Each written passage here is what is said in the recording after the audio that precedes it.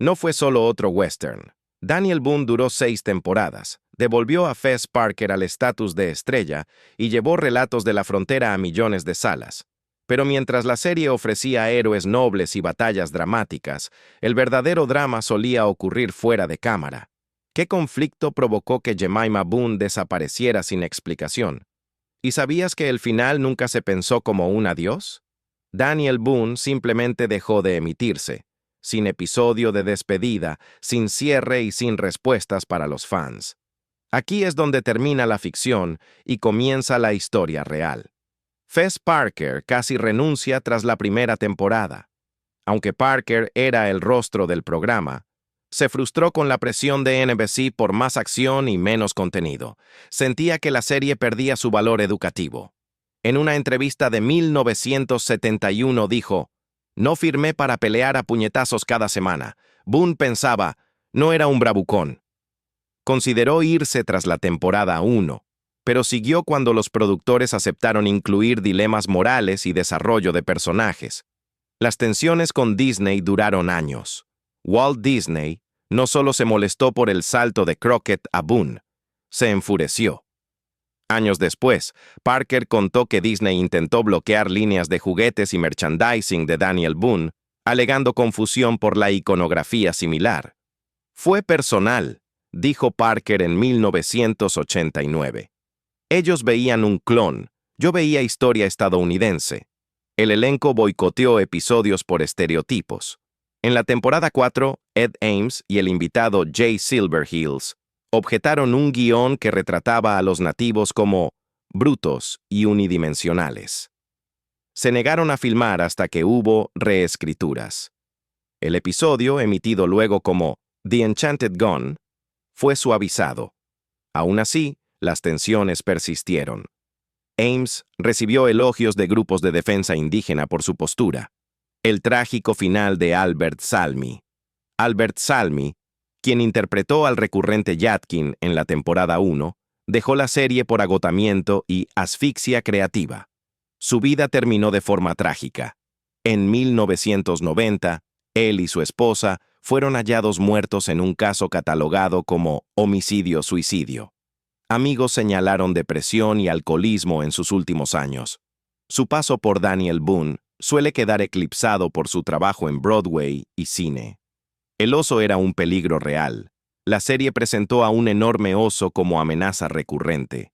En realidad, Old Thunder era un animal entrenado de una agencia de LA que atacó a 2 miembros del equipo en ocasiones distintas. Un cuidador necesitó puntos tras un ensayo. El oso fue retirado después de la temporada 3 y reemplazado por disfraces y efectos de sonido. Veronica Cartwright no fue avisada de su salida. La desaparición abrupta de Jemima Boone no fue solo una decisión narrativa. Veronica Cartwright contó que se enteró de su salida por un artículo de TV Guide antes de que producción le dijera algo. «Me quedé en shock», dijo. «Creí que era parte de la familia Boone. Supongo que no». Episodios filmados fuera de orden causaron huecos. Por locaciones y agendas, muchos episodios se rodaron desordenados. El resultado: problemas de continuidad. Personajes muertos reaparecían semanas después, o el pasado domingo se contradecía. Producción lo llamó licencia creativa. Los fans lo notaron. Daniel Boone Fried Chicken sí existió. Fue real. Para competir con KFC, Parker prestó su imagen a Daniel Boone Fried Chicken a fines de los 60. Duró poco. Demandas, problemas de suministro y mala marca. Algunos locales sobreviven con el nombre, sin vínculo con el original. El colapso le costó a Parker cientos de miles de dólares. Jimmy Dean casi fue regular. El cantante country y empresario invitado impresionó tanto que se consideró sumarlo al elenco. Rechazó. «Ya peleé con la industria musical. No quiero pelear con los británicos». Su personaje se escribió fuera y fue reemplazado por otros en temporadas posteriores. Vestuarios reciclados de otras series. Por presupuesto, muchos trajes provinieron de Bonanza, The Virginian y Wagon Train. Ojos atentos reconocen chalecos, sombreros y mocasines. Incluso tabernas y cabañas eran sets redecorados. El contrato de Parker limitó a otras estrellas. Parker tenía control creativo y una cláusula que restringía cuántos héroes podían compartir pantalla. Quería que Boone fuera el centro. Algunos invitados y directores chocaron con la regla. Esos personajes se diluyeron rápido o quedaron como alivio cómico. Amenaza de demanda por inexactitudes históricas.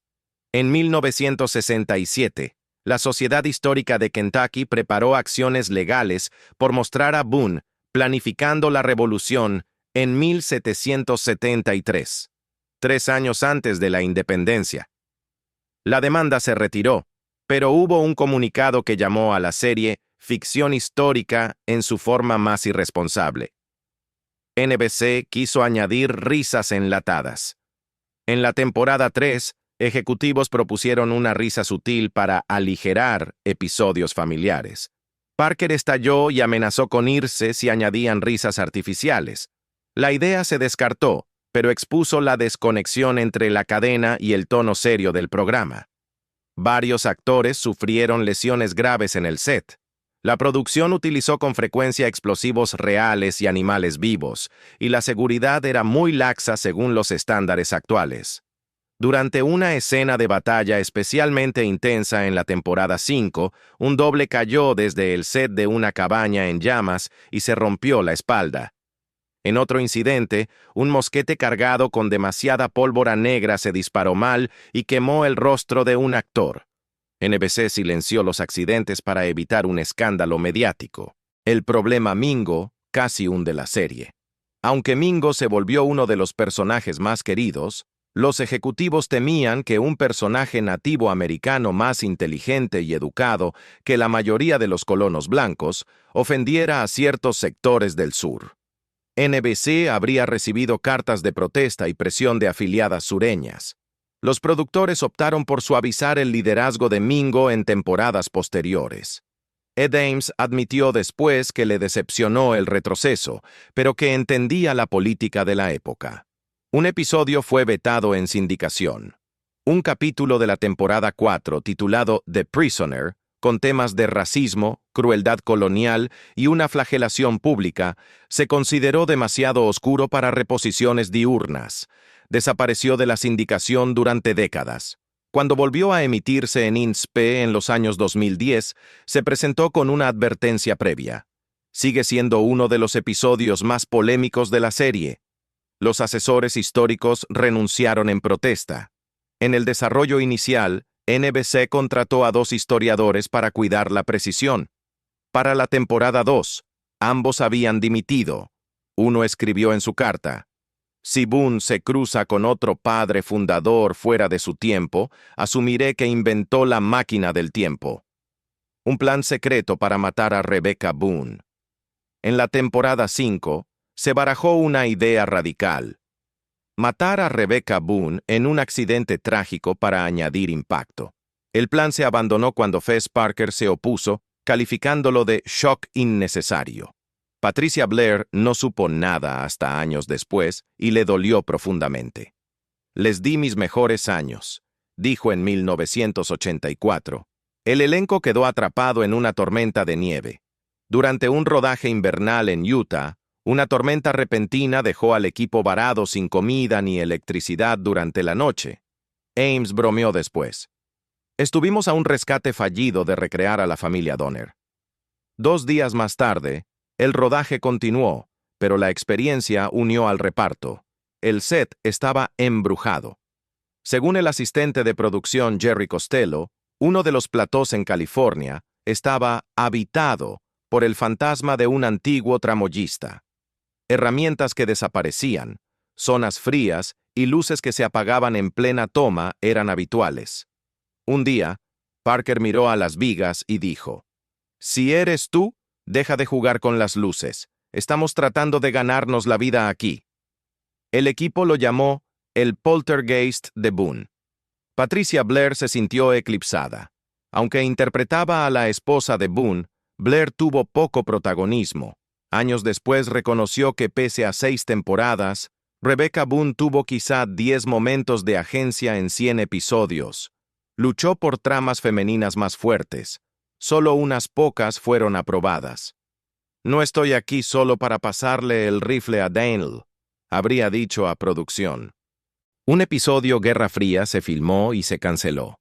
Un guión de 1969 mostraba a Boone descubriendo a un traidor que informaba a los británicos, una metáfora clara de la Guerra Fría. Incluía mensajes cifrados y paranoia. NBC lo consideró demasiado político y lo retiró antes de completar el rodaje. Partes se reciclaron en otro episodio. El rifle de Boone fue robado. El rifle largo de Boone era un prop personalizado y muy preciso históricamente. Tras el final fue robado y se dio por perdido durante más de 30 años. En 2002 apareció en una subasta privada en Arizona. El comprador lo donó al Smithsonian bajo condición de anonimato. Fess Parker como Daniel Boone. Parker ya era un icono por Davy Crockett y se reinventó como Boone con mayor control creativo. Aseguró participaciones de propiedad que siguieron generando ingresos tras el final. Retirado, construyó una exitosa bodega en California y evitó los focos. Falleció en 2010, pero su gorro de piel y su heroísmo sereno siguen siendo símbolos del western televisivo clásico. Ed Ames como Mingo. Cantante convertido en actor, dio vida a Mingo, graduado de Oxford y aliado más cercano de Boone. Rompió estereotipos con inteligencia y dignidad, y protagonizó momentos memorables como el legendario lanzamiento de Tomahawk en The Tonight Show. Aunque volvió a la música y los negocios, Mingo fue su papel más querido. En 2025 vive retirado y en privado. Patricia Blair como Rebecca Boone. Blair aportó calidez y solidez a Rebecca, pese a guiones limitados. Hubo rumores de tensiones tras bambalinas que habrían influido en salidas del elenco. Tras la serie, dejó la actuación y vivió discretamente en California. Murió en 2013. Aún con poco material, dio profundidad emocional a la familia Boone. Darby Hinton como Israel Boone. Tenía solo 6 años cuando fue elegido y creció frente a las cámaras. Tras el final, enfrentó el encasillamiento típico de las estrellas infantiles, pero logró una carrera estable. Hoy abraza su legado y aparece en eventos del oeste y recreaciones históricas. En 2025 sigue siendo Little Boone para los fans. Veronica Cartwright como Jemima Boone. Interpretó a Jemima hasta su abrupta desaparición tras la temporada 2. Se habló de conflictos internos. Cartwright resurgió con papeles en Alien, The Witches of Eastwick y The X-Files, convirtiéndose en icono del género. Ha hablado abiertamente del dolor de su salida y continúa actuando. También escribió unas memorias sobre su camino de estrella infantil a favorita de culto. Albert Salmi como Yadkin. Albert Salmi interpretó a Yadkin, el rudo compañero de Boone durante la temporada 1. Actor de teatro muy respetado, Salmi nunca se sintió cómodo con compromisos televisivos largos y abandonó la serie pronto. Su vida posterior estuvo marcada por la tragedia. En 1990, él y su esposa murieron en un caso catalogado como homicidio-suicidio. Aunque su papel fue breve, su actuación aportó crudeza y autenticidad a los primeros episodios, y aún se le recuerda por su poderosa presencia en pantalla. Rosie Greer como Gordy, la leyenda de la NFL. Rosie Greer se unió en temporadas posteriores como Gordy, un esclavo fugitivo que encuentra refugio entre nativos americanos. Su personaje puso sobre la mesa temas raciales poco habituales en la TV de los años 60. Fuera de cámara, Greer fue activista por los derechos civiles y es famoso por haber impedido el asesinato de Robert F. Kennedy. Hoy, retirado a los 93 años, sigue siendo una figura respetada por combinar fuerza, compasión y convicción. Y ahí lo tienes. Daniel Boone no fue solo una aventura de frontera, sino una mezcla sorprendente de mito, magia televisiva e historias humanas reales tras bambalinas. Desde el liderazgo sereno de Fess Parker hasta el papel rompedor de Ed Ames como Mingo, El elenco dio forma a una serie que aún ocupa un lugar en la historia de la cultura pop. ¿Qué es lo que más recuerdas de Daniel Boone? ¿La viste en su emisión original o la descubriste después en reposiciones? Cuéntanos en los comentarios y no olvides dar like y compartir si disfrutaste este viaje por la frontera salvaje de la televisión.